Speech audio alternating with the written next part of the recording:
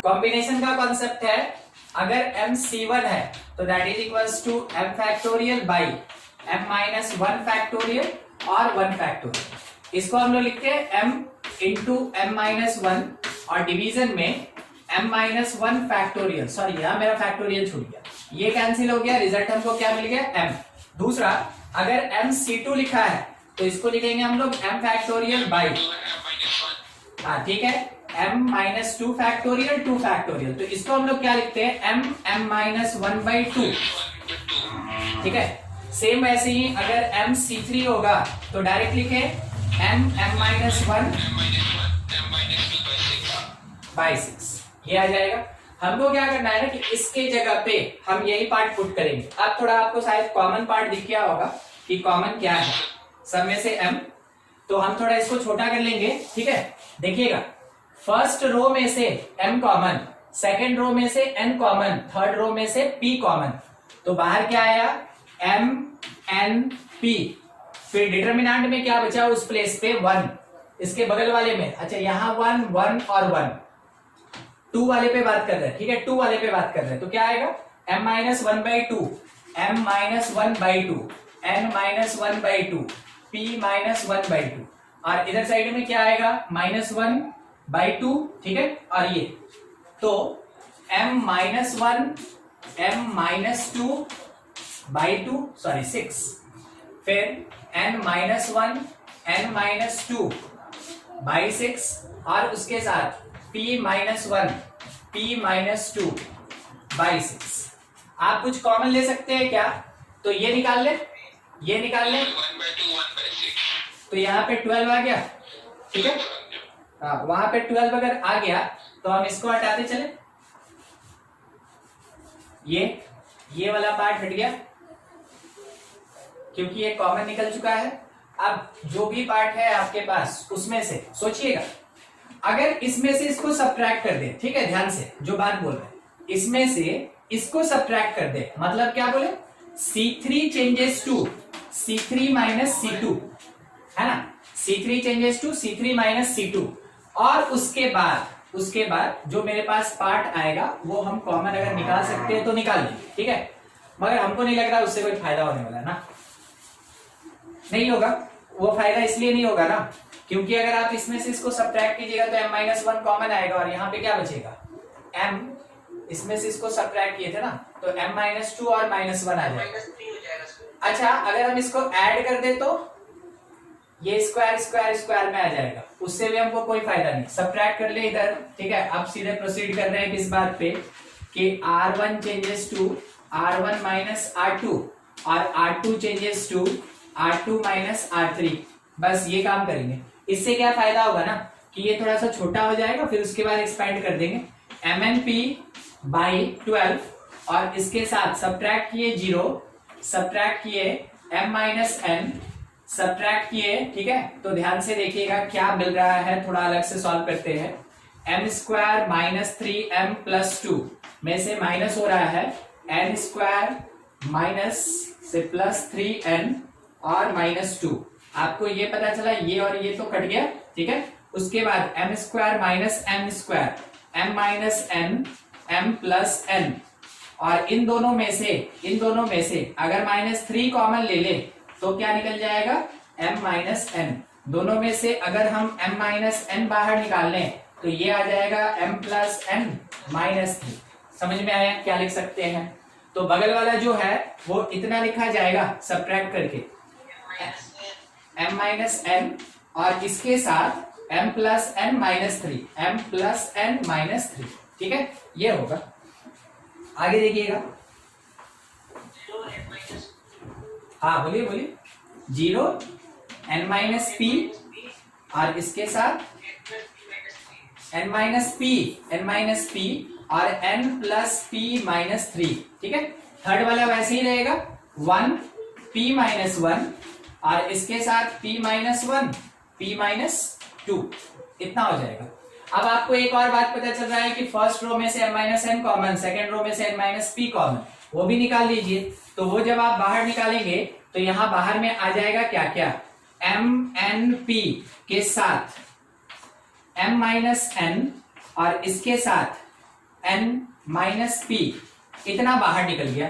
इतना निकलने के बाद इसके साथ मल्टीप्लीकेशन में ही है ये वाला डिटरमिनांट, डिटरमिनांट में 0 0 1 रह जाएगा, 0 0 1, यहाँ पे 1 1 p माइनस 1, 1 1 p माइनस 1, और इसमें बचा m plus n minus 3, n plus p minus 3, और नीचे में आएगा p माइनस 1 और p माइनस 2। ठीक है, अब आप इसको एक्सपेंड कर लेंगे, इसके अलावा केवल क्या आएगा, ये मल्टीप्लाई होगा इसके साथ, इसमें सब्ट्रैक्ट कर दीजिएगा, आंसर मिल जाएगा। ठीक है, उतना काम कर लेंगे। चलिए ठीक, इसको आप नोट कर ले। और किसी का कोई डाउट तो बोलिए। देखिए पिछले क्लास में हम लोग एप्लीकेशन ऑफ डिटरमिनेंट पढ़ रहे थे, और एप्लीकेशन ऑफ डिटरमिनेंट में हम लोग कोऑर्डिनेट ज्योमेट्री में क्या एप्लीकेशन होता है इस पे खास करके डिस्कस कर रहे थे। तो डिस्कशन ये हुआ था कि इक्वेशन ऑफ स्ट्रेट लाइन कैसे निकालते हैं, फिर उसके साथ कंडीशन ऑफ कॉन्करेंसी हम लोग पढ़े थे क्या, हमको लगता है एरिया ऑफ ट्रायंगल पढ़े थे। ठीक है, एरिया ऑफ कोलिनियर पॉइंट्स पढ़े थे, कोलिनियर पॉइंट्स। ठीक है, इतना चीज हुआ। देखिए उसी में एक छोटा सा और फॉर्मूला होता है, equation of circle determinant method से, इक्वेशन ऑफ सर्कल। ठीक है, जबकि क्या दिया रहेगा, from 3 points, 3 non collinear points. कौन कौन सा पॉइंट है, x1 y1 है, इसके साथ x2 y2 है, और x3 y3 है। ठीक है, ये चीज हम लोगों को निकालना है। देखिए क्या कहता है कि किस तरीके से कैलकुलेट करेंगे, x square plus y square, format देखिएगा ज्यादा बड़ा नहीं है, x1 square plus y1 square, x2 square plus y2 square. ठीक है, और x3 square plus y3 square, ये होता है। इसके साथ में यहां पे अपने पास आएगा x1, एक मिनट, xy1। ठीक है, जैसा पैटर्न हुआ करता था, x1 y1 1, x2 y2 1, और x3 y3 1। ठीक है, this part is equals to 0। जब आप इस 4x4 के डिटरमिनेंट को सॉल्व करेंगे तो आपको मिलेगा इक्वेशन ऑफ सर्कल। ठीक है, जब भी आप इस 4x4 के डिटरमिनेंट को सॉल्व करेंगे आपको मिलेगा इक्वेशन ऑफ सर्कल। तो आपको पैटर्न दिखा कि किस तरीके से हम लोग लिखेंगे डिटरमिनेंट मेथड में। अदरवाइज आप दूसरा तरीका ऑलरेडी सर्कल में सीखे हैं कि 3 पॉइंट से पास करने वाले किसी भी एक सर्कल का इक्वेशन कैसे निकालते हैं हम लोग, और ये हो गया डिटरमिनेंट। तो जहां तक उम्मीद है 4x4 है, ऑब्वियस सी बात है कितना भी कुछ कर लीजिए रहेगा बड़ा ही। ठीक है, अगर ये बड़ा है तो सॉल्व करने में थोड़ा इशू होगा, तो ये प्रेफर्ड नहीं होता है, मगर यही एप्लीकेशन होता है डिटरमिनेंट का, जिसके बेसिस पे अगर 3 पॉइंट दिया हुआ है, 3 डिफरेंट नॉन कोलिनियर पॉइंट दिया है, तो हम इक्वेशन ऑफ सर्कल निकाल सकते हैं। ठीक है, एक क्वेश्चन बनाया जाए इसके बेसिस पे, कम से कम थोड़ा एप्लीकेशन समझ में आ जाए। क्वेश्चन में सीधा बोला find equation of circle passes through vertices of triangle ABC, और दिया क्या है, A कोऑर्डिनेट दिया हुआ है 1 1, B दिया हुआ है 2 1, और C अपने पास है 3 -1, ऐसा कुछ। ठीक है, -3 और -1 ऐसा कुछ दिया हुआ है। ठीक है, इससे तो ये मेरे -3 और -1। ठीक है, हम लोग क्या करेंगे कि यहाँ पे डिटरमिनेंट मेथड यूज करेंगे, इक्वेशन ऑफ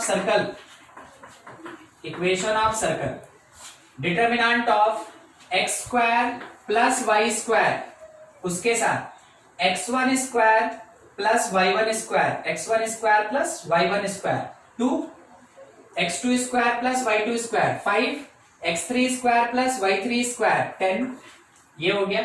उसके बाद x1 y1 1 1 1, फिर x2 y2 1, सॉरी यहाँ पे एक मिनट xy1, यहाँ पे x1 y1 1, x2 y2 1, और यहाँ पे x3 y3 1, और ये जो पूरा का पूरा डिटरमिनेंट होगा इज इक्वल्स टू 0, तब जाके इक्वेशन मिलेगा। सॉल्व करना है, तरीका आपके पास है कि आप कैसे कर सकते हैं। ठीक है, उससे पहले अगर आप चाहें तो कुछ यहाँ पे ना प्रॉपर्टीज लगा के इसको छोटा करना है तो छोटा भी कर सकते हैं, अदरवाइज आप डायरेक्ट एक्सपेंड कर।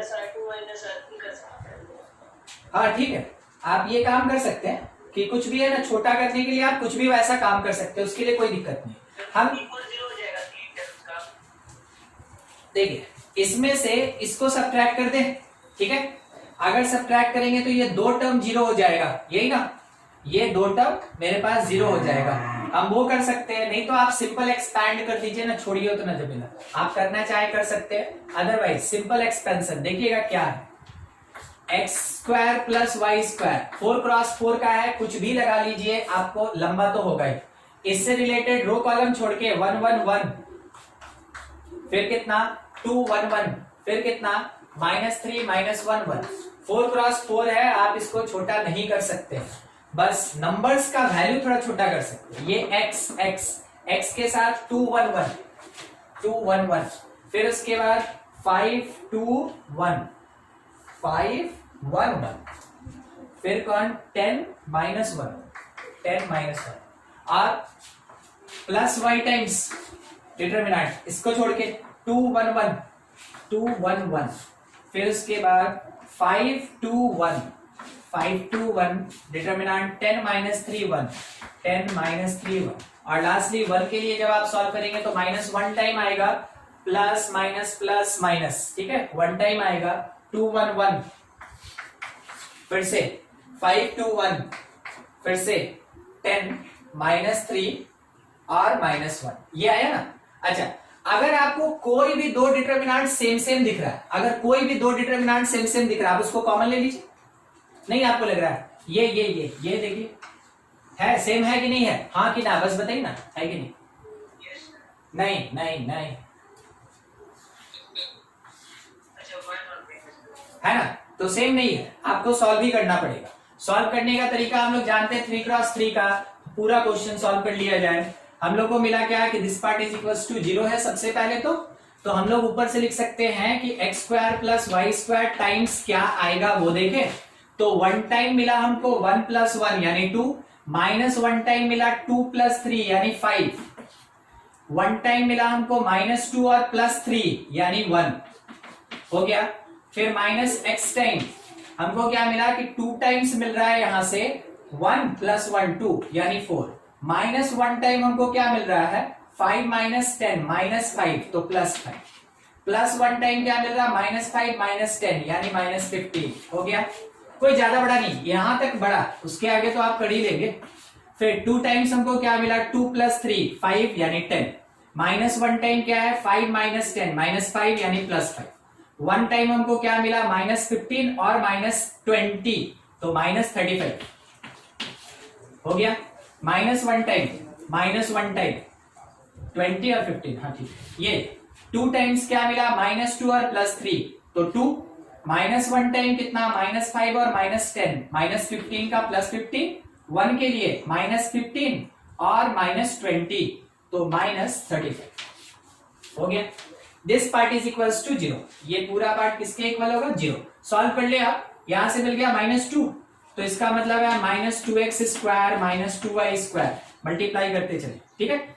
इस प्लेस से हमको क्या मिल गया 9 मतलब 6 है तो प्लस में +6x, यहां से 15 तो 20 -20y, इस प्लेस पे हमको मिला 17 मतलब कितना 35 से सब्ट्रैक्ट किए तो 18 + 18 is equals to 0। Final answer equation of circle is 2x square, plus बनाते चल रहे हैं 2x स्क्वायर। अच्छा, हमको क्या दिख रहा है कि हर एक एलिमेंट में से 2 कैंसिल हो रहा है, तो 2 कॉमन लेके काट भी देते हैं, तो -2 हटाते चल रहे हैं, x square plus y square, यहां से -3x इस प्लेस पे प्लस 10y इस प्लेस पे -9 इज इक्वल्स टू 0। मिल गया आपको इक्वेशन ऑफ सर्कल। तो ये एप्लीकेशन होता है डिटरमिनेंट का, जब कभी भी आपसे इक्वेशन ऑफ सर्कल पूछा जाए तब, ठीक है, नोट कर लेंगे आप इसको। एक क्वेश्चन है, लेंदी है, मगर मेरा प्रेफरेंस कभी नहीं होता है कि इक्वेशन ऑफ सर्कल आप ऐसे 3 डिफरेंट पॉइंट्स के बेसिस पे कैलकुलेट करें। मगर देखिए इसका तब यूज क्या है, क्यों पढ़े हैं वो सुनिएगा, समझिएगा। इसके बाद हो गया, हटा दें। अरे स्क्रीनशॉट लेना है, स्क्रीनशॉट ले लीजिए फटाक से। हाँ ठीक। अच्छा आपको ये याद है कि कॉनसाइक्लिक पॉइंट किसको बोलते हैं? कॉनसाइक्लिक कोई भी बताएगा? कॉनसाइक्लिक, हाँ कॉनसाइक्लिक किसी सर्कल की मतलब कहीं सर्कल के सर्कमफेरेंस से जो पॉइंट हो, हाँ अगर कभी भी पॉइंट्स ना, हाँ ठीक है ये चीज है। देखिए सबसे पहला चीज ना कि हम लोग कॉनसाइक्लिक पॉइंट किसको कहते हैं वो सुन लीजिए। कॉनसाइक्लिक पॉइंट, देखिए कॉनसाइक्लिक पॉइंट क्या होता है? मिनिमम 4 पॉइंट्स, कम से कम कितने का? 4 पॉइंट चाहिए। Minimum 4 points which lies on circumference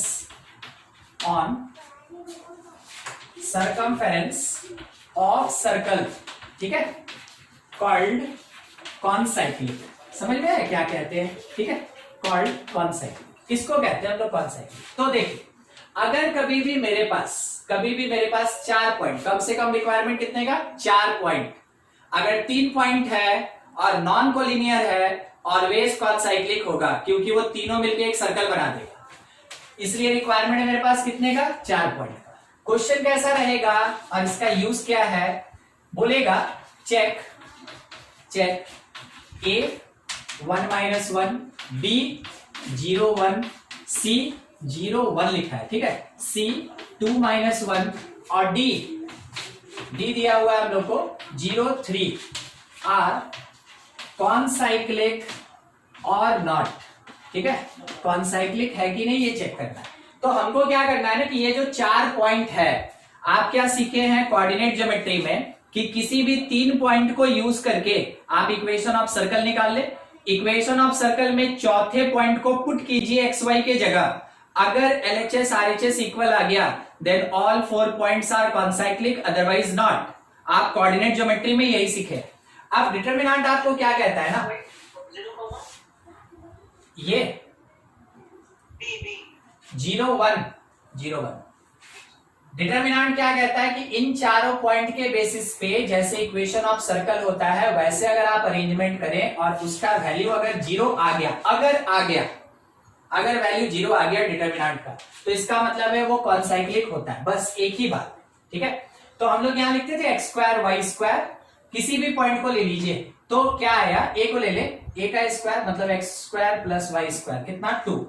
फिर उसके बाद यहां से x1² + y1² 1, x2² + y2² कितना 5, x3² + y3² कितना हो गया 9। बस उसके बाद यहां पे x, ठीक है, x y 1, फिर 0 1 1, फिर उसके बाद 0 3 1।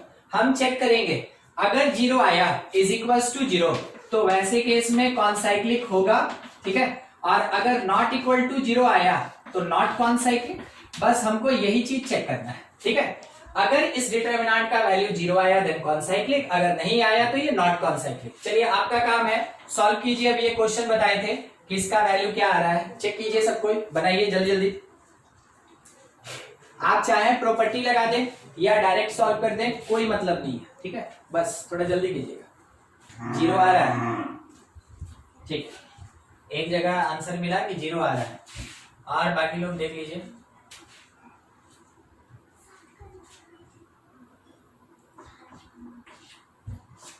डिटरमिनेंट सॉल्व करना आप आराम से कर ले, ठीक है, कोई दिक्कत नहीं है, बस करना है ऐसे। और अगर किसी को नहीं समझ में आएगा तो जरूर पूछिएगा कि सर हमको नहीं आ रहा, ऐसा कुछ भी, ठीक है। 1 1 1 5 - 1 1 9 3 1, फिर -1 टाइम 1 0 1, उसके बाद 5 -1 ले लेना, 5 2 1 5 2 1 5 2 1, और उसके बाद 9 0 1 9 0 1, फिर -1 टाइम, ठीक है। साइन कन्वेंशन प्लस माइनस का होता है, क्योंकि यहाँ पे माइनस है ना, इसलिए ये प्लस भी माइनस ही दिखा हमको, ठीक है। 101 52 -1 101 52 -1 52 -1 और 903 903 नहीं आ रहा है सर वो। जीरो नहीं आ रहा है। नहीं सर। अच्छा ठीक है, चलिए ठीक है, यहाँ तक हम पहुंच ही गए हैं, तो सॉल्व कर लेते हैं अब, ठीक है। 2 टाइम्स डिटरमिनेंट का सॉल्यूशन क्या क्या होगा, 0 टाइम कुछ भी आए कोई फर्क नहीं, -1 टाइम देख रहे हैं, -1 टाइम देख रहे हैं, तो ये 2 -0 तो -2, फिर +1 टाइम देख रहे हैं तो ये हो गया 6 और +0, ठीक है, 6 + 0, तो ये 0 ही लिखा है ना, ये कौन था, ये 2 टाइम 0, हाँ ये 0 ही है, 0 ही, ठीक है। तो हम लोग देख लिया, फिर उसके बाद यहाँ +1 टाइम कितना मिला 6, तो +6। दूसरे वाले पे आते हैं, -1 टाइम डिटरमिनेंट सॉल्व करना, 1 टाइम -1 -3 -4, फिर उसके बाद -1 टाइम 5 -9 -4 तो +4 हो जाएगा, 1 टाइम ये 15 + 9 15 9 24 ये आया, फिर -1 टाइम इसका डिटरमिनेंट वैल्यू 1 टाइम 2 -0 तो 2, फिर 0 का 1 के लिए ये 0 -18 फिर लास्ट वाले के लिए डिटरमिनेंट वैल्यू -1 टाइम 1 का हम लोग लेंगे 6, 0 को इग्नोर कीजिए, +1 के लिए लेंगे 0 -18 तो -18, ऐसा हम लोग को बस वैल्यू निकाल के देख लेना कि कितना आ रहा है, तो 2 × 4 हो गया ये वाला, -1 × यहां से ये कट गया 24 हो गया, फिर -1 × ये सॉल्व होके -16 हो गया, -1 × वो अंदर वाला -12 दे रहा है, देखिए 8 -24 +16 +12 तो ये 28, तो 8 ये 28 और -24 तो +4 यानी 12 आ रहा है, 12 आया था आपका, 20 आ रहा है, अच्छा 12 आ रहा है, 12 आना चाहिए, अच्छा चलिए 12 आ गया है, आप एक बार चेक कर लेंगे, हम लोग को मतलब है ≠0, क्योंकि ये ≠0 आया, ≠0 मतलब पॉइंट्स कैसा होगा, नॉट कॉन्साइक्लिक, देयरफॉर आपका आंसर होगा कि जो पॉइंट्स A, B, C और D है are not lies on same circle, ठीक है, एक ही सर्कल के सर्कमफेरेंस पे ये लाई नहीं करेगा, मतलब कि वो पॉइंट्स कॉन्साइक्लिक पॉइंट्स नहीं होंगे, ठीक है, इतना ही काम करना होता है। देख लीजिए, नोट कर लें, किसी को कोई डाउट है तो आप जरूर बना लें। आपको हम पहले भी डिटरमिनेंट जब स्टार्ट हुआ था तो बोले थे 4x4 का डिटरमिनेंट काफी लेंदी होता है, आपको कम से कम 1 से 2 क्वेश्चन केवल प्रैक्टिस करके रखना चाहिए कि कहीं जरूरत पड़ा तो आप उसको सॉल्व कर सकें, बस वही चीज यहाँ पे। यस सर, आ गया। कितना है 12, हाँ 12 है, चलिए ठीक है, इसका एक बेसिक पार्ट था, एक छोटा सा इंपॉर्टेंट पार्ट है, ठीक है, डिटरमिनेंट का ही इंपॉर्टेंट पार्ट है। पहले हम आपको बता दें कि ये मेथड आपके स्कूल लेवल में अलाउड नहीं होता है, अभी जो मेथड बताने वाले हैं ये स्कूल लेवल में अलाउड नहीं होता है, आप केवल कंपटीशन में इसको यूज कर सकते हैं, ठीक है, that is called solution of linear equation by determinant method, ठीक है। आप मैट्रिक्स मेथड पढ़े, ये डिटरमिनेंट मेथड, इसका एक और नाम होता है ऑल्सो कॉल्ड क्रैमर्स रूल, ठीक है, क्रैमर्स रूल, इसको क्रैमर्स रूल कहते हैं, याद रखिएगा। क्रैमर्स रूल से अगर आप बोर्ड एग्जामिनेशन या स्कूल एग्जामिनेशन में कोई भी क्वेश्चन बना दिए तो आपको मार्क्स नहीं दिया जाता है, ये मेथड थोड़ा हल्का होता है सॉल्यूशन निकालने के लिए, और उस टाइम में आपको कंपटीशन में मिला तो क्रैमर लगाइए, और अगर स्कूल में मिला तो मैट्रिक्स मेथड लगाइए, ठीक है, वो आपका डिसीजन है, ध्यान रखिएगा। यहां पे हम लिख दें नॉट इन स्कूल और बोर्ड सिलेबस, मतलब नहीं यूज करना है आपको, ठीक है, आपको ये यूज ही नहीं करना है, वहां पे उस पे यूज ही नहीं करना, नहीं तो मार्क्स नहीं मिलेगा। क्या तरीका होता है वो समझिए। मान लीजिए जैसे कि हमको लीनियर इक्वेशंस दिया है a1x + b1y plus C1Z equals to D1, जैसे मैट्रिक्स में देखे थे एकदम वैसे। A2X plus B2Y plus C2Z is equals to D2, A3X plus B3Y plus C3Z is equals to D3। कोई हमको बताएगा ये जो अपने पास इक्वेशन लिखा है ये होमोजीनियस की नॉन होमोजीनियस, कौन से टाइप? ये नॉन होमोजीनियस, ये नॉन होमोजीनियस है, ठीक है। अगर ये नॉन होमोजीनियस है तो हम लोग को याद था कि हम वेरिएबल्स एक्स वाई जेड को कहते हैं और उसका कोफिशिएंट a1 b1 c1 होता है और कांस्टेंट्स d होता था। तो देखिए क्या क्या बन रहा है, एक डिटरमिनेंट d बन रहा है। कैसे बन रहा है? Using coefficients of variable a1 a2 a3 b1 b2 b3 c1 c2 c3, ठीक है। दूसरा एक डिटरमिनेंट d1 बन रहा है। d किसके बेसिस पे? कोफिशिएंट्स ऑफ वेरिएबल्स के बेसिस पे। पूरा सेट उठा लेना है तीनों का। d1 में क्या हो रहा है वो सुनिएगा। d1 ठीक है x से रिलेटेड होगा तो first column replace by constants, first column replaced by constants. तो ये आया फर्स्ट कॉलम में d1 d2 d3, यही पैटर्न होता है क्रैमर्स रूल का। सेकंड में कोई चेंज नहीं, b1 b2 b3। थर्ड में कोई चेंज नहीं, c1 c2 c3 होगा, ठीक है। समझे कि हाँ d1 कैसे निकालना है। अब बस वैसे ही थोड़ा सोच के बताइए d2 में क्या करें, d2 में क्या करें? b को चेंज कर देंगे कांस्टेंट, सेकंड कॉलम हटेगा, सेकंड कॉलम हटेगा, एकदम सही। d का सेकंड कॉलम हटाएंगे कि d1 का सेकंड कॉलम हटाएंगे? ये भी तो कंफ्यूजन है। d का सेकंड कॉलम जो भी हो रहा है तो d1 d2 d3 जो भी आएगा पार्ट ऑफ d, और d में आपको चेंज करना है। तो क्या करेंगे? d का जब सेकंड कॉलम रिप्लेस करेंगे बाय कांस्टेंट्स तो d2 मिलेगा। तो फर्स्ट में a रहेगा a1 a2 a3, सेकंड में आएगा d1 d2 d3 और थर्ड में रहेगा मेरे पास c1 c2 c3। चलिए ठीक है, एक और डिटरमिनेंट चाहिए d3। क्या होगा? क्या होगा? ये और ये same, c replaced by d, c replaced by d, a1 a2 a3, फिर उसके बाद b1 b2 b3 और थर्ड में आएगा मेरे पास d1 d2 d3। और d को यूज करने से पहले ध्यान रखेंगे हर एक d राइट हैंड साइड होना चाहिए, इक्वल टू साइन के दूसरे साइड जब रहेगा तभी आप यूज कर सकते हैं, नहीं तो नहीं कर सकते, ठीक है। उसको दूसरे साइड हम लोग को रखना होगा। चलिए ये मिल गया हम लोग को d और d1 d2 d3 ये सब। अब इसका क्या यूज है तो आप इतना समझे ना, ये मैट्रिक्स नहीं है, ये क्या है? डिटरमिनेंट है। अगर डिटरमिनेंट है तो सॉल्व करके आप वैल्यू निकालेंगे। मान लीजिए 5 आ गया, ठीक है, मान लीजिए 5 आ गया। आप d1 को सॉल्व किए, मान लीजिए सॉल्व करके 3 आ गया, ठीक है। d2 को भी सॉल्व किए, मान लीजिए 2 आ गया। d3 को आप सॉल्व किए, मान लीजिए 11 आ गया।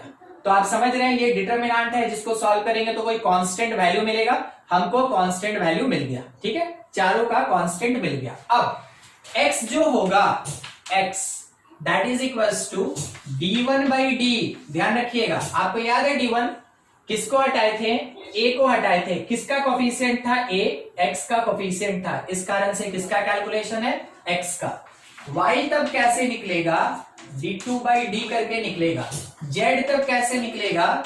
d3 बाई d करके निकलेगा। बहुत छोटा सा चीज, डिटरमिनेंट सॉल्व किए बस तुरंत वेरिएबल्स का आंसर हमको मिल जाएगा, ठीक है। ये होता है क्रैमर्स रूल, इस तरीके से हम लोग सॉल्व करते हैं उसको। देखिएगा एक क्वेश्चन लेके चल रहा है, इसको याद रखिएगा बस, ठीक है। क्वेश्चन क्या है? मान लीजिए x plus y plus z is equals to 3, फिर 2x minus y plus 3z is equals to -3। उसके बाद लिखा हुआ है x minus 2y minus z is equals to 1, ऐसा। और बोला गया find x y z, find x y z. क्या आपके पास कोई रेस्ट्रिक्शन है कि कौन से मेथड से बनाना है? कुछ नहीं। तो आपके पास कितना तरीका इसको सॉल्व करने का? 3, ठीक है। कौन कौन सा? एक तो सिंपल लीनियर इक्वेशन, दूसरा मैट्रिक्स मेथड, तीसरा क्रैमर्स रूल डिटरमिनेंट मेथड। अभी इसके लिए पढ़ रहे हैं तो इसी तरीके से बनाएंगे, मगर हम आपको बता दिए आपके पास अल्टरनेटिव्स है, आप चाहे तो उससे सॉल्व कर ले। सबसे पहला काम डी, तो डी कितना आएगा 1 2 1, फिर 1 -1 -2, 1 -1 -2, उसके बाद 1 3 -1, 1 3 -1, सॉल्व करके वही लिखेंगे हम D1 के लिए हमको क्या करना है कि फर्स्ट वाला जो कॉलम है उसको कांस्टेंट से हटाना है, तो 3 -3 1, फिर उसके बाद 1 -1 -2, उसके बाद 1 3 -1 निकल गया। अब थोड़ा यहीं पे इसको सॉल्व करके हम लोग वैल्यू लिख लें कि क्या आएगा।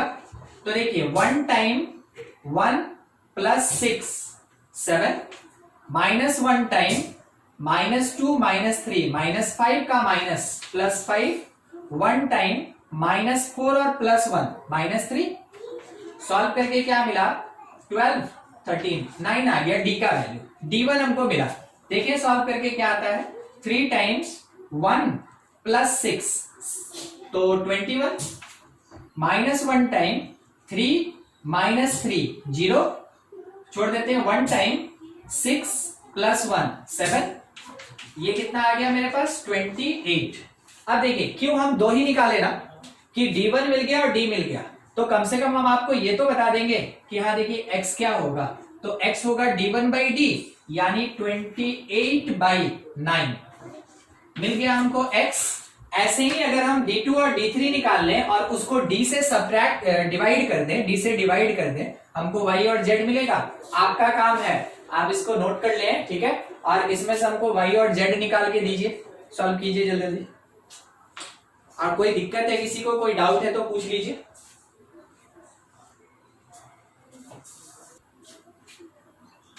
अच्छा रवि, मतलब हमसे बनवा के रहिएगा। देखिए D2 क्या है, यहाँ पे 1 2 1 सॉल्व कर रहे हैं, आप चेक कर लिया जाए 1 2 1, सेकंड में हम लोग को लिखना है 3 -3 1, और थर्ड में अपने पास है 1 3 -1 1 3 -1, सॉल्व करें हम लोग 1 टाइम 3 -3 0 आ गया, फिर -3 टाइम्स -2 -3 -5 -5 इंटू 3 -15 और माइनस पहले से था, ठीक है, तो +15 ये हो गया। 1 टाइम 2 + 3 5, ये हम लोग को 20 दे दिया, ठीक है। D3 जब निकालेंगे तो फर्स्ट रो जैसे था वैसे ही रहेगा 1 2 1, डी का फर्स्ट रो में कोई चेंज नहीं, फर्स्ट में कोई चेंज नहीं, सेकंड में कोई चेंज नहीं, थर्ड चेंज होगा तो 1 -1 -2, थर्ड में आएगा 3 -3 और 1 ऐसा। अब इसके लिए सॉल्व करते हैं एक बार, 1 टाइम -1 और -6 -7, -1 टाइम 2 + 3 5 तो -5, 3 टाइम -4 और +1 तो -3 इंटू 3 -9, कुल मिला के ये आया 21। अब लोग 15 आया था, मेरा -21 आया है। एक बार फिर से चेक कर लेते हैं, जब आप लोग इतना बोले हैं तो 1 टाइम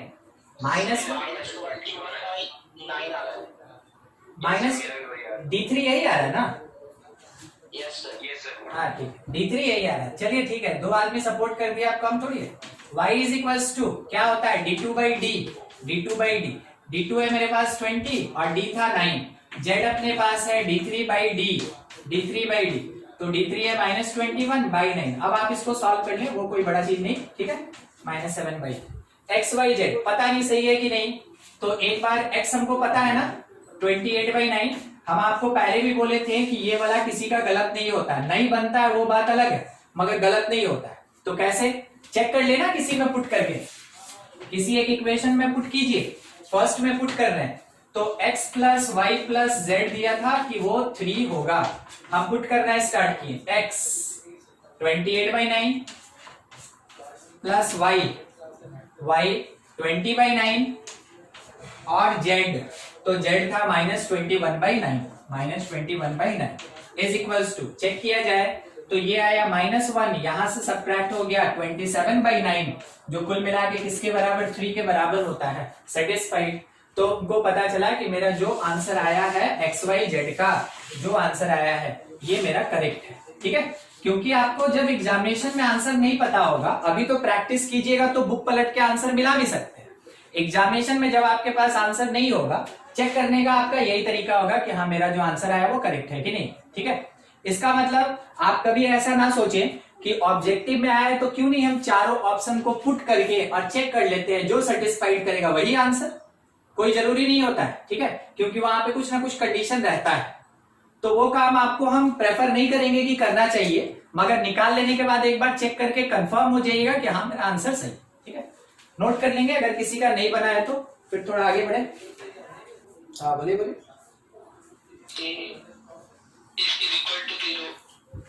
अगर यूनिक हो तो नॉट इक्वल टू 0 होगा, और अगर इनफाइनाइट होगा तो it can not be 0 at time. हाँ ठीक, ये आप उसको कंसिस्टेंट बोलता है। हाँ बस यही एक लाइन में हम यही कहना था। आप हमको मैट्रिक्स का आंसर दे रहे थे अभी वाला जो बता रहे थे। अगर कंसिस्टेंट का बात किया जाए तो जिसका वैल्यू एग्जिस्ट करे, जिसका वैल्यू कांस्टेंट नंबर हो वो कंसिस्टेंट, और जिसका अगर वैल्यू कांस्टेंट नंबर नहीं आ रहा है वो inconsistent. Inconsistent means no solution, और इसका मतलब वो क्या होगा, वो इंफिनिटी जाएगा। इंफिनिटी ऐसा टर्म है जो एग्जिस्ट नहीं करता है, बाकी सब एग्जिस्ट करता है। तो अगर किसी कारण से इंफिनिटी चला गया देन इनकंसिस्टेंट। ठीक है, वर्ड को ध्यान में रखिएगा। देखिए अभी हम उसी पे बात करेंगे, condition of consistency according to determinant method यानी क्रैमर्स रूल में। उसके बाद फिर कंडीशन पे क्वेश्चन रहता है। मेन में, जेईई मेन में हर साल लगभग कंसिस्टेंसी के बेसिस पे क्वेश्चन आता है, और एडवांस में मिनिमम तो हम आपको बोलेंगे एक एक क्वेश्चन आता ही है, मगर मैक्सिमम का कोई ठीक नहीं रहता है। कभी कभार 3 क्वेश्चन भी आ जाता है इससे रिलेटेड। ठीक है, एक पैराग्राफ या एक पैसेज भी अगर दे दिया तो आप सोचिए उसमें 3 क्वेश्चन 4 क्वेश्चन रहता है। इसलिए आप इस चीज को बहुत अच्छे से समझेंगे, चाहे मैट्रिक्स का केस हो या डिटरमिनेंट का केस हो, ये कंसिस्टेंसी के कंडीशन पे अच्छा खासा क्वेश्चन आता है। देखिए डिस्कस कर रहे हैं यहाँ पे कंसिस्टेंसी, और अभी हम मैट्रिक्स का तो बात नहीं करेंगे। ये जो भी कंसिस्टेंसी का हम बात करेंगे वो केवल डिटरमिनेंट यानी क्रैमर्स रूल की। सबसे पहला चीज, for non homogeneous system of equation, non homogeneous system of equation, इसके लिए तो non homogeneous system of equation में तो आपको पता चला डी निकाले, d1 निकाले, d2 निकाले, d3 निकाले, उसी पे होगा। पहला का अगर d नॉट इक्वल टू 0 है, if d not equal to 0, वैसे केस में देन सिस्टम कंसिस्टेंट होगा, और साथ ही साथ एंड कंटेन यूनिक सॉल्यूशन, उसका यूनिक सॉल्यूशन होगा। ठीक है, यूनिक सॉल्यूशन होगा। दूसरा अपने पास ये है, इफ d इक्वल टू 0, अगर d इक्वल टू 0 हो गया तो अब पूरा का पूरा दारोमदार किसके ऊपर, d1 d2 d3 पे, क्योंकि d तो 0 हो गया। अब d1 d2 d3 यही बचा है मेरे पास कुछ करने के लिए। तो अगर d इक्वल टू 0 है and any one, minimum requirement, and any one of d1 d2 d3 are non zero, अगर कम से कम एक भी नॉन जीरो हो गया तो वैसे केस में सिस्टम इनकंसिस्टेंट होगा, और अगर इनकंसिस्टेंट हो गया तो वैसे केस में देन नो सॉल्यूशन, तब हम कोई सॉल्यूशन नहीं निकाल सकते हैं इसका। ठीक है, अच्छा ये क्यों होता है वो समझिएगा। आपको याद है ना x कैसे निकालते थे, d1 by d करके निकालते थे, y कैसे निकालते थे, d2 by d करके निकालते थे, z कैसे निकालते थे, d3 by d करके निकालते थे। यहां क्या बोला, d0 और d1 d2 d3 में से कोई एक, कम से कम एक अगर नॉन जीरो हो गया तो क्या होगा, तो होगा क्या कि डिनोमिनेटर 0 हो जाएगा और न्यूमरेटर नॉट इक्वल टू 0। तो ऊपर में कांस्टेंट केवल है, नीचे 0, कहां गया, इंफिनिटी के पास गया। ऊपर में कांस्टेंट k2 है, नीचे 0, कहां गया, इंफिनिटी के पास गया। ऊपर में कांस्टेंट k3 और नीचे में 0, कहां गया, इंफिनिटी गया। तो देख रहे हैं एक्स वाई जेड का वैल्यू क्या आएगा, इंफिनिटी, और इंफिनिटी का मतलब क्या होता है, डज नॉट एग्जिस्ट। इंफिनिटी का मतलब डज नॉट एग्जिस्ट। वैसे केस में अगर एग्जिस्ट नहीं करेगा तो कोई सोल्यूशन नहीं होगा, और कोई सोल्यूशन नहीं हुआ मतलब इनकंसिस्टेंट होता है। वर्ड का खाली ध्यान रखना है आपको, inconsistent means no solution, no solution मतलब इनकंसिस्टेंट, मतलब d इज इक्वल्स टू 0 एक जगह, ठीक है। दूसरा एक और पार्ट इसी में सी नंबर, हाँ हाँ, तब क्या हो सकता है उमंग बोलिए तो, अगर d 0,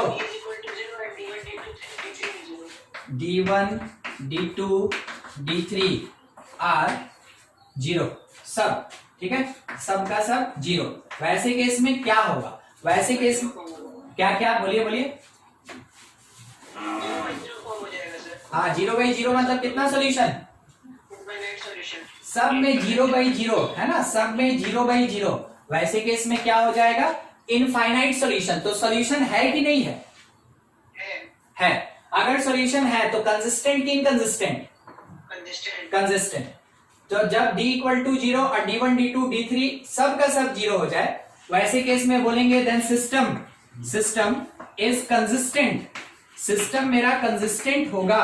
और अगर कंसिस्टेंट होगा एंड कंटेन कितना सॉल्यूशन कंटेन करेगा, infinite solution, and contain infinite solution, ठीक है। और इनफाइनाइट है तो कभी कभार हम लोग को सॉल्व करके निकाल के दिखाना पड़ता है, ठीक है। तो आपके पास ये कंडीशंस है, आप थोड़ा इसको नोट कर लें, ठीक है, क्योंकि ये बहुत जगह ले लिया, हम क्वेश्चन ऐसे नहीं बता पाएंगे। आप देखिए जो अभी पढ़ाए ना, बस उसी के बेसिस पे कुछ एग्जांपल्स डील कर ले हम।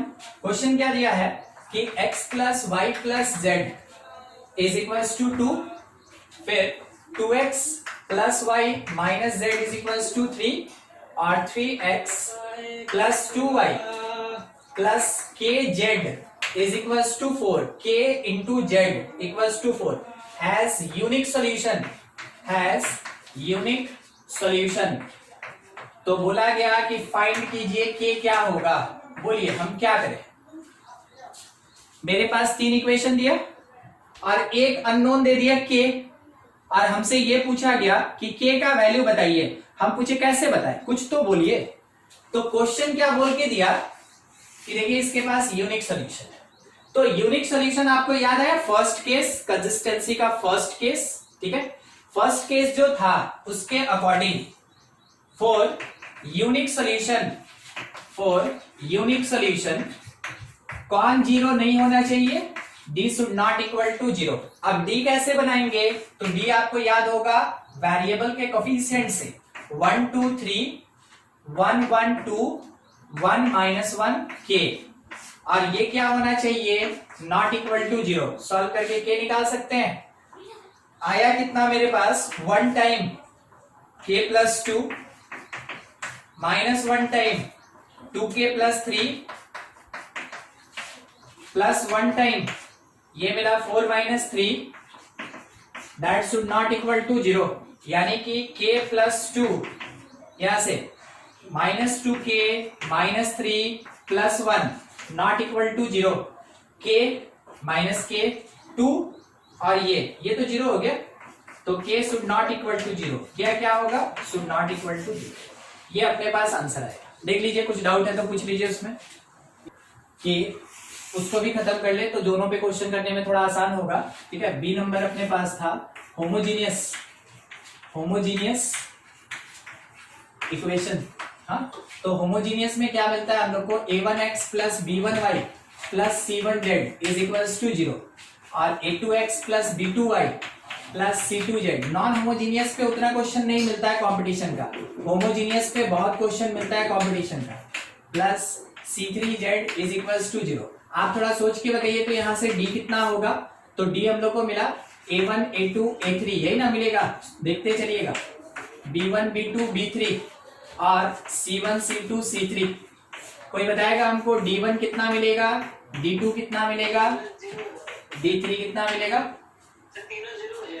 तीनों 0 हो जाएगा। कारण है कि d1 निकालने के लिए ये वाला पार्ट कांस्टेंट से हम लोग डिस्प्लेस करेंगे 0, d2 के लिए इसको डिस्प्लेस किए 0, d3 के लिए यहाँ पे रिप्लेसमेंट किए 0। तो जब कभी भी होमोजीनियस होगा d1 d2 d3 हमेशा 0 होता है। कंडीशन ऑफ कंसिस्टेंसी पे बात करते हैं। पहला चीज, if d not equal to 0, अगर d नॉट इक्वल टू 0 हुआ, वैसे केस में सिस्टम मेरा कंसिस्टेंट होगा, समझते चलिएगा। किस पे समझेंगे?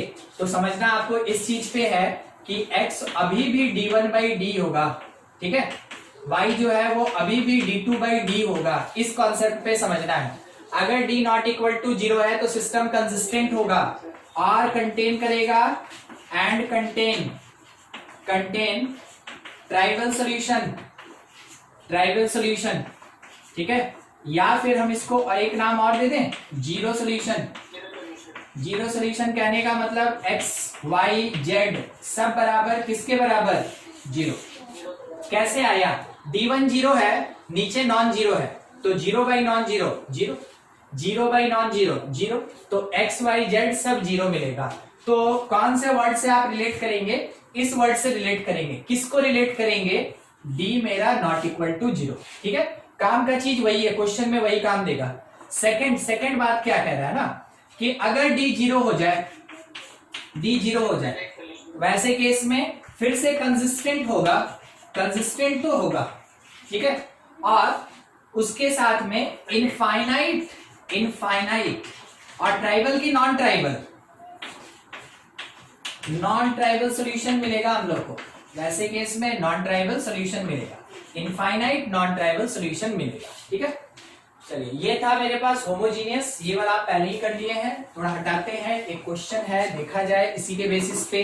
कंडीशन आपको क्या क्या याद रखना है, होमोजीनियस है कि नहीं है आप देख के पहचान गए। उसके बाद हमसे बोला ट्राइबल तो d नॉट इक्वल टू 0, या हमसे बोला जीरो सॉल्यूशन तो d नॉट इक्वल टू 0, या हमसे बोला कि x y z तीनों 0 है तो d नॉट इक्वल टू 0। अगर हमसे बोला कि होमोजीनियस नॉन ट्राइबल है तो इसका मतलब हम समझेंगे कि हमको d इक्वल टू 0 लेके चलना है। काम का चीज उतना ही है, क्वेश्चन वही बनना है, ठीक है। देखते चलिए नेक्स्ट एक क्वेश्चन मेरे पास क्या है, देख, द वैल्यू ऑफ लैम्डा क्या होगा ये कैलकुलेट करना है, जबकि इक्वेशन क्या लिखा है, x plus y minus 3 equal to 0, फिर 1 प्लस 1, पता नहीं ऐसे क्यों लिखा है 1 प्लस 1x, ठीक है, मगर वो होना चाहिए था 2x plus 3y minus 8 equal to 0, और x minus 1 plus lambda y plus 2 plus lambda is equals to 0। बोलिए, ये जो मेरे पास दिया गया इक्वेशन है ये कौन से टाइप का, होमोजीनियस की नॉन होमोजीनियस? आप दोनों पे बात कर रहे हैं, कैसा? ये होमोजीनियस, ये नॉन होमोजीनियस, नहीं समझे? देखिए, हाँ देखिए, x plus y equal to 3 is equation number 1। दूसरा 2x प्लस 3y, देखिए दोनों पढ़ लेने के बाद ही आपको पता चलेगा कि एक्चुअल में दिक्कत कहां पे होता है, ठीक है, इसलिए दोनों ले लीजिए। अब हम क्वेश्चन मिला के लेंगे, 1 plus lambda y is equals to minus 2 plus lambda is equation number 3। ठीक है, तो देखिए क्योंकि कॉन्स्टेंट्स मेरे पास नॉन जीरो है ना, इस कारण से ये कैसा, ये है मेरे पास non homogeneous, it is non homogeneous, ऐसा है। नॉन होमोजीनियस के कॉन्सेप्ट से बनाएंगे तो ये तो हम समझे ही नहीं कि क्या करेंगे, इसमें तो हम जेड ढूंढ रहे हैं कि डिटरमिनेंट बनाएंगे तो सॉल्व करेंगे। क्या क्या हाँ, तो डी जीरो, अच्छा ठीक, कोई दिक्कत। देखिए लैम्डा बोला ना, तो अगर आप इसको सॉल्व करके हमको एक्स वाई दे दीजिएगा और इसमें एक्स और वाई पुट कर देंगे तो लैम्डा नहीं निकल जाएगा, बस, ठीक है। तब जाके ना ये मेरे पास आएगा, वो तो डी वैसे भी जीरो होगा, फिर उसके बाद d1 लीजिएगा, d2 लीजिएगा, d3 में क्या लीजिएगा, फिर से वो जीरो हो जाएगा, ठीक है। तो आप उसको इग्नोर नहीं, मतलब वहां पे दो आएगा ही नहीं, वो जेड वाला कॉलम आएगा ही नहीं, यहाँ पे एक्स और वाई है केवल, तो दो का केवल डिटरमिनेंट बनेगा 2 क्रॉस 2 का। तरीका क्या कहता है वो सुन लीजिए ना, इन दोनों के बेसिस पे, ठीक ना, फर्स्ट और सेकंड के बेसिस पे, 1 एंड 2 के बेसिस पे, देखिए क्या करना है, 1 और 2 के बेसिस पे एक डिटरमिनेंट डी बनाए और डिटरमिनेंट में आया 1 1 और 2 3, 1 1 और 2 3।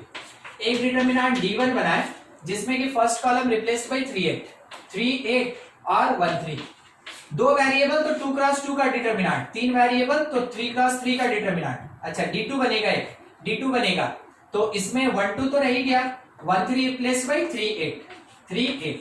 अब यहां से आपको x चाहिए तो x निकालते हैं ना, d1 बाई d, तो देखिए क्या आया 9 माइनस 8 1, d1 का वैल्यू 1 और d 3 माइनस 2 1 आया। उसके बाद y निकालते हैं तो y कैसे सीखे, d2 बाई d सीखे, d2 बाई d सीखे। d2 देखिए 8 माइनस 6 2 और d1 मेरे पास 1 था तो 2 आ गया, x और y निकल गया। अब ये x y आप पुट कर ले इक्वेशन नंबर 3 में, आपको लैम्डा मिलेगा। क्या करेंगे, पुट इन इक्वेशन नंबर 3 तो हमको लैम्डा मिलेगा। x के जगह पे हम 1 रखेंगे, y के जगह पे हम 2 रखेंगे, 1 माइनस 2 इंटू 1 प्लस लैम्डा। उसके साथ में यहाँ पे is equals to minus of 2 plus lambda. हम इसको सॉल्व करें और लैम्डा देखें क्या आता है, चेक करते हैं, देखते हैं। माइनस लैम्डा और माइनस लैम्डा कट गया मेरा, और इधर साइड में एक चीज नहीं 2 से मल्टीप्लाई था, माइनस 2 लैम्डा और उधर आया तो माइनस लैम्डा है, ध्यान रखिएगा।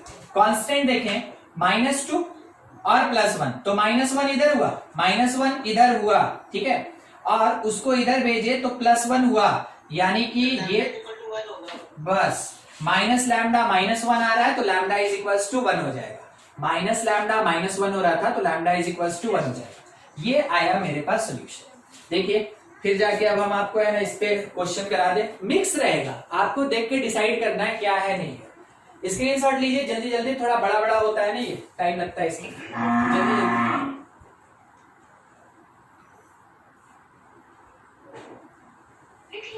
हाँ, क्वेश्चन में क्या दिया है, if x is equals to cy plus bz, y is equals to az plus cx और z is equals to bx plus ay। पहला चीज बताइए होमोजीनियस की नॉन होमोजीनियस, तब आगे क्वेश्चन लिखेंगे।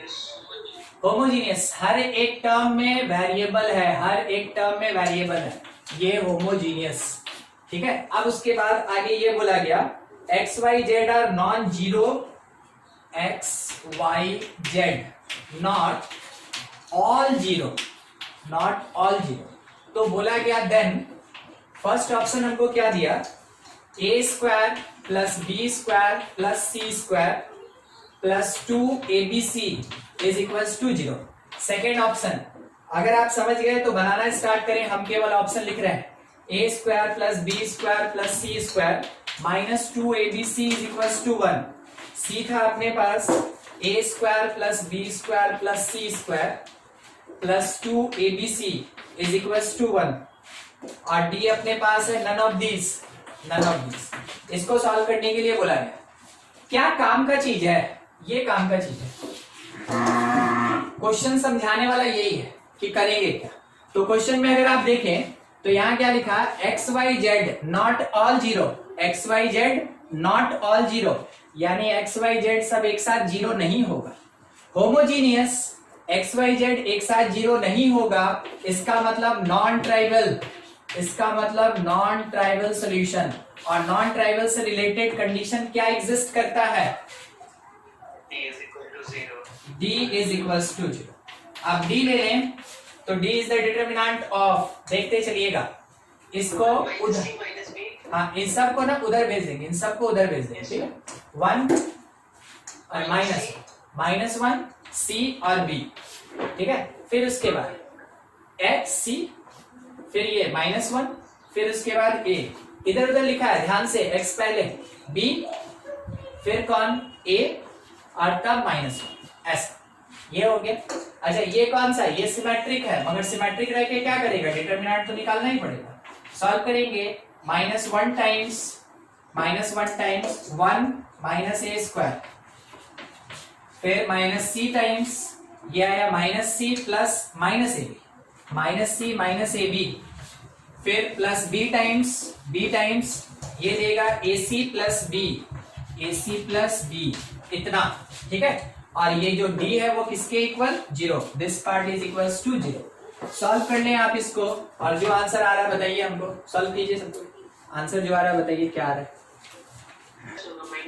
सी आंसर दिया है, सी आंसर दिया है। यस सर सी है। सॉल्व करके बढ़िया से देख लीजिए क्या आ रहा है। ठीक है चलिए ठीक है, बस आगे सॉल्व करना था, उसमें और कुछ नहीं करना है। एक और क्वेश्चन देखिए, ट्रिग्नोमेट्री यूज होगा, तैयार रहेगा। लैम्डा एंड अल्फा भी रियल, बोल रहा है लैम्डा और alpha belongs to real number, ठीक है। The set of all values of lambda for which system of linear equation, हमको क्या चाहिए, लैम्डा चाहिए। इक्वेशन दिया lambda x plus sine alpha times y plus cos alpha times z is equals to 0। उसके बाद x plus cos alpha times y और plus sine alpha times z is equals to 0। उसके बाद minus x plus sine alpha times y, alpha लिखा है, और minus cos alpha times z is equals to 0। Question में क्या बोल रहा है ना, नॉन ट्राइवल सॉल्यूशन होना चाहिए। फाइंड लैम्डा, ठीक है, फॉर नॉन ट्राइवल सॉल्यूशन, देखिए क्या लगाएंगे नॉन ट्राइवल, इसमें हमको कहां से समझ में आना चाहिए कि कहां से स्टार्ट करें। हाँ ये चीज है ना नॉन ट्राइवल सॉल्यूशन, ये हमको बताएगा कि हमको स्टार्टिंग कहां से करना है। तो अगर नॉन ट्राइवल सॉल्यूशन बोल दिया तो हम क्या लेके चलेंगे कि d 0 होगा। तो d अगर 0 हो गया तो डिटर्मिनेंट हम लोग को मिलेगा, this part is equals to determinant of lambda फिर साइन अल्फा। आप सॉल्व करने स्टार्ट कर दें, ठीक है, अगर समझ गए तो।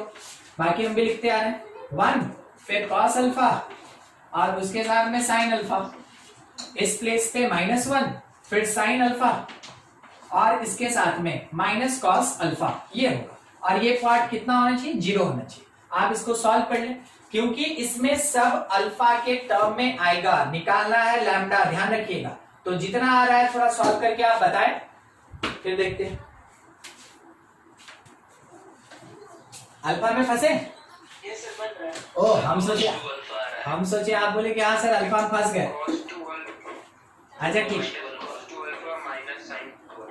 ठीक, लैम्डा है ना, लैम्डा, ठीक है, लैम्डा अपने पास है। तो ये हम लोग को मिल गया माइनस कॉस स्क्वायर और minus sine square, minus cos square और माइनस साइन स्क्वायर। क्या हम उसको -1 लिख दें?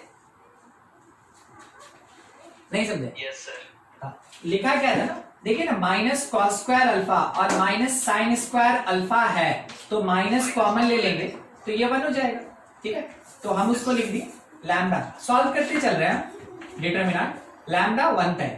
अच्छा, माइनस साइन अल्फा टाइम्स हमको क्या मिला, माइनस साइन अल्फा, तो ये मिलेगा माइनस कॉस अल्फा और प्लस साइन अल्फा। तो हम इसको लिखते हैं sine alpha minus cos alpha, ठीक है, अरेंज करें। फिर प्लस कॉस अल्फा टाइम, बस डिटरमिनेंट सॉल्व कर रहे हैं, कुछ नया नहीं। Cos alpha time sine alpha plus cos alpha, क्या मिला हमको, sine alpha plus cos alpha, और ये पूरा 0 है। अच्छा, अगर हम ओपन कर दें cos alpha is equal to cos theta होता था, तो अल्फा का वैल्यू क्या होता था, 2 pi plus minus alpha by 2 ना। वैसे ही कुछ होता था, ठीक है। तो बन गया है। अच्छा ठीक है, आ रहे हैं, ठीक है, आप आंसर दीजिएगा ना, अभी हम पहुंच ही रहे बस। Minus sine square alpha, minus sine square alpha, ठीक है। फिर उसके बाद plus sine alpha cos alpha, sine alpha into cos alpha, इस प्लेस पे plus sine alpha into cos alpha, ठीक है, और उसके साथ में plus cos square alpha, cos square alpha, ये मिला, ठीक है, इज इक्वल्स टू 0। ठीक, अब ये वाला पार्ट थोड़ा सा हम हटा देते हैं, इससे पहले का था, हो गया होगा। ट्रिग्नोमेट्री है ना, तो ट्रिग्नोमेट्रिकल इक्वेशन भी लग सकता है, क्योंकि ट्रांसफॉर्मेशन हमको लगाने का कोई जरूरत ही नहीं समझ में आ रहा है, इक्वेशन लगेगा, सॉल्यूशन है। तो माइनस लैम्डा, देखिए कौन कौन है जो एक साथ सॉल्व होगा, ये वाला कितना लिखेंगे उसको, cos 2 अल्फा है ना, cos 2 अल्फा, एकदम ठीक। अच्छा, इसको और इसको ले लीजिए, तो ये क्या है, इसको sin 2 अल्फा। तो तो +2, अच्छा sin 2 alpha plus sin 2 alpha direct लिख ले और दिस पार्ट इज 0। अब हमको इसके लिए सॉल्व करें तो लैम्डा हमको क्या मिला कि cos 2 alpha plus sin 2 alpha. अब ये डिपेंड करता है आपके ऑप्शन पे। अगर ऑप्शन में ये है आप इसको टिक कर दिए, अगर ऑप्शन में कोई वैल्यू दिया है तो आपको ट्रिग्नोमेट्रिकल इक्वेशन सॉल्व करना पड़ेगा। देखिए कैसे करेंगे, ठीक है, वो चीज समझिएगा। cos 2 alpha plus sin 2 alpha है, कर देंगे दोनों साइड, कैसी तो cos अल्फा प्लस π/4 का फॉर्म में आ जाएगा। अच्छा, देखिए सबसे पहला चीज आपको ये पता होना चाहिए कि जब कभी भी ऐसा होगा तो इसका कोफिशिएंट और इसके कोफिशिएंट के स्क्वायर के सम के रूट से डिवाइड किया जाता है। तो √2 है, इसका कोफिशिएंट 1, इसका कोफिशिएंट 1, स्क्वायर करके ऐड किए 2 √2। तो यहाँ पे 1/√2 cos 2 alpha plus 1/√2 sin 2 alpha. ठीक है, अगर आपके ऑप्शन में ये मिल गया तो बहुत बढ़िया, आपका काम वही खत्म। नहीं मिला तो प्रोसीड कैसे करेंगे, λ/√2 दैट इज इक्वल्स टू, इसको लिख सकते हैं हम क्या, साइन या कॉस, किसी में भी, ठीक है। तो cos π/4 into cos 2 alpha plus sine π/4 into sin 2 alpha, ये होगा। अब ये किसका फॉर्मूला है, cos π/4 माइनस 2 अल्फा या 2 अल्फा माइनस 4, कुछ भी लिखे, cos को कोई फर्क नहीं पड़ता है, ठीक है। फाइनली लैम्डा मेरे पास क्या आया, तो ये √2 गया वहां मल्टीप्लाई होने, √2 cos π/4 माइनस 2 अल्फा होगा। देखिए एक आंसर आपको इस फॉर्म में भी मिल सकता है। तो आंसर अभी तक हम लोग कितना निकाल लिए, 2 तरीके का निकाल लिए। आपके ऑप्शन में ये रहा, काम वही खत्म। आपके ऑप्शन में ये मिल गया, काम यही खत्म। अगर दोनों में से कुछ नहीं रहा तो, दोनों में से कुछ नहीं रहा तो और प्रोसीड करते हैं। आपको ये पता कि cos π/4 माइनस 2 अल्फा या 2 अल्फा माइनस π/4 कहां से कहां लाई करेगा, -1 से 1 लाई करेगा, ठीक है। जब √2 से मल्टीप्लाई कीजिएगा तो वो लैम्डा बनेगा। हम बस √2 से मल्टीप्लाई कर रहे हैं, तो √2 cos π/4 माइनस 2 अल्फा, क्योंकि ट्रिग्नोमेट्री है ना, आंसर जैसा ऑप्शन रहेगा आप वैसे इसको सॉल्व करके आंसर देंगे, ये यहां से आ जाएगा। आपको एक बात समझ में आया कि ये कौन है, ये है लैम्डा। तो लैम्डा बिलोंग्स टू कहां से कहां, बस आंसर लिख रहे हैं, लैम्डा बिलोंग्स टू क्लोज -√2 से लेके क्लोज √2 तक। ये हो गया मेरा एक और फाइनल आंसर, जिससे ज्यादा हम और नहीं सॉल्व कर सकते, ठीक है। तो 3 तरीके का, आपके ऑप्शन में ये खत्म, अगर ऑप्शन में ये मिल गया वहीं खत्म, अगर ऑप्शन में दोनों नहीं मिला, ऐसा कुछ नंबर्स दिया तो यहां तक आपको सॉल्व करना पड़ेगा, तब कहीं जाके आपका आंसर आया लैम्डा से रिलेटेड। तो देखिए स्टार्ट हुआ था कहां से, डिटरमिनेंट्स के कंसिस्टेंसी से, और खत्म कहां हो रहा है, ट्रिग्नोमेट्री पे। तो सब आपस में मिलजुल के बढ़िया क्वेश्चन देता है आपको, नोट कीजिएगा, इसको कंप्लीट कीजिए। है आपके 12 सिलेबस में, और दूसरा एक पार्ट बस फिर सीधे बचेगा आपका प्रोबेबिलिटी, जो कि एकदम लास्ट पार्ट है, ठीक है। अलजेब्रा सबसे ज्यादा 11th क्लास में, और उसके लिए तैयार रहें, अलजेब्रा का क्वेश्चन काफी अच्छा होता है। देखिए क्वेश्चन में क्या दिया है ना, if the 3 linear equations x plus 4ay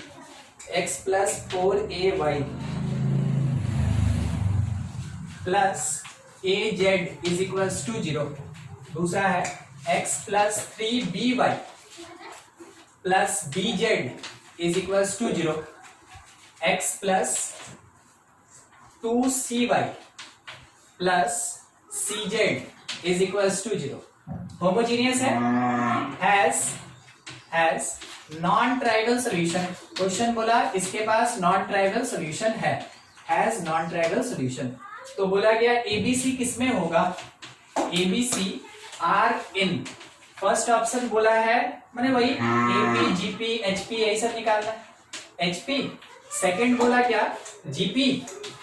third बोल रहा है एपी, और फोर्थ बोल रहा है नन ऑफ दिस, ठीक है, ऐसा नॉन ट्राइवल। तो हम लोग को ये चीज बताना है, जब भी ऐसा कोई क्वेश्चन हो ना, मैट्रिक्स मेथड तो कभी मत लगाइएगा, नहीं तो बहुत बड़ा हो जाएगा। आपको याद है नॉन ट्राइवल के लिए मैट्रिक्स मेथड काफी बड़ा होता है। कैसे बनाएंगे, तो मेरे काम का चीज कौन, नॉन ट्राइवल। और हमको ये देख के समझ में आया कि ये होमोजीनियस है, तो होमोजीनियस और नॉन ट्राइवल क्या बोलता है, डी इक्वल टू 0। क्या बोलता है? डी इक्वल टू 0, ठीक है, डिटर्मिनेंट 0 होगा। अब डिटर्मिनेंट आप देखें तो डिटर्मिनेंट 1 1 1 1 1 1, ठीक है, फिर कितना 4 3 2 4a 3b 2c 4a 3b 2c, फिर उसके बाद a b c is equals to 0 होना चाहिए। हमको बस यही कंडीशन बनाना था। अब आपकी इच्छा, आप उसके लिए फ्री हैं, आप चाहें तो डायरेक्ट एक्सपेंड कर दें और नहीं तो आपको कुछ प्रॉपर्टी वगैरह लगाना है लगा लीजिए, ठीक है, मगर मेरा सजेशन हम इसको डायरेक्ट एक्सपेंड करेंगे। डायरेक्ट एक्सपेंड करके वन टाइम हम क्या लिखें 3bc minus 2bc 3bc minus 2bc minus 2bc, ठीक है, फिर माइनस 4a टाइम्स हम लिखेंगे c माइनस b, फिर प्लस a टाइम क्या मिलेगा 2c minus 3b 2c minus 3b is equals to 0। Solve करते चले तो ये मिला हमको bc वन टाइम, यहां से माइनस 4ac प्लस 4ab, यहां से प्लस 2ac और minus 3ab is equals to 0, ऐसा है। अब इसमें जो सॉल्व हो सकता है कर लिया जाए, तो ac और ac solvable, ab solvable, bc बच गया, ac वाला माइनस 2ac और ab वाला plus ab is equals to 0, ठीक है। अब देखिएगा क्या करना है, हम क्या कर रहे हैं ना, सबको 2ac से डिवाइड कर रहे हैं, ठीक है, 2ac से सबको डिवाइड कर रहे हैं, इसको उधर भेज दे रहे हैं और डिवाइड करते हैं, तो बचेगा कितना bc बाई 2ac ना, ac से करके नहीं होगा, हम उस 2ac को उधर भेज तो रहे हैं मगर डिवीजन का है ना, हम थोड़ा दूसरा नंबर ले रहे हैं, सॉरी 2ac हम डिवाइड कर रहे हैं bc से, ठीक है, डिवाइडिंग थ्रू आउट, बस वही कर रहे हैं, डिवाइडिंग थ्रू आउट abc, ठीक है, यही ना abc डिवाइड करें तो bc by abc 1 by a आया, ab by abc 1 by c आया और 2ac by abc 2 by b आया। कोई हमको बताएगा 1 by a 1 by b 1 by c किस में है? नहीं पता, AP में है, तो ABC किस में होगा? HP में होगा, है ना। अगर 1 by a 1 by b 1 by c AP में है, ये सीखे हैं, ये सीखे हैं कि अगर 3 नंबर होता है तो 2b is equals to a plus c लिखते हैं। अब b के जगह 1 बाई b दिया, a के जगह 1 बाई a दिया, c के जगह 1 बाई c दिया, तो रेसिप्रोकल्स जो है वो AP में है और उसका रेसिप्रोकल किए ABC, तो वो किस में निकला? HP में।